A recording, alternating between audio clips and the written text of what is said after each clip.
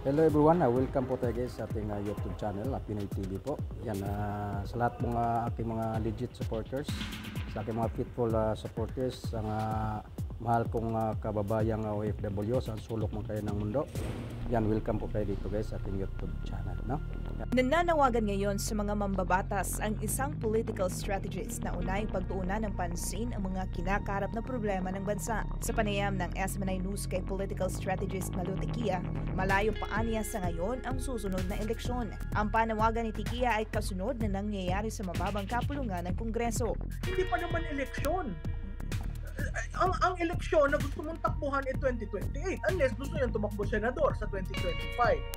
Pero, again, pupunta tayo doon. Ang best campaign is to really settle the economic problems of the people. Pag na-settle mo yan, ako, hindi ka gagastos ng dang-daang milyon.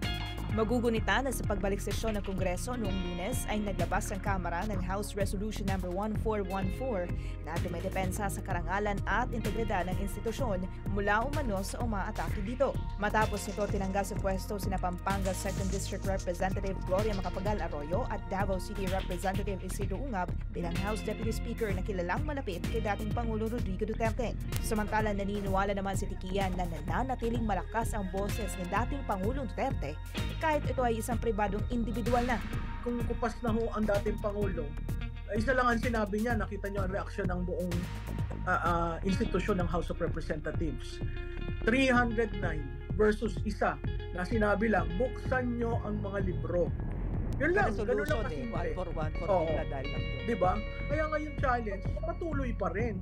Hindi 1 for 1 ang sagot sa nais ng bayan. Ang nais ng bayan, buksan nyo nang makita. Matatandaan na hinamon ni FPRRD ang Kamara na buksan ang kanilang libro upang makita ng taong bayan kung papaano ginagastos ng mga mambabatas ang kanilang pondo. Ang hamon naman ng dating Pangulo ay kasunod sa pagtanggal sa hiling na confidential at intelligence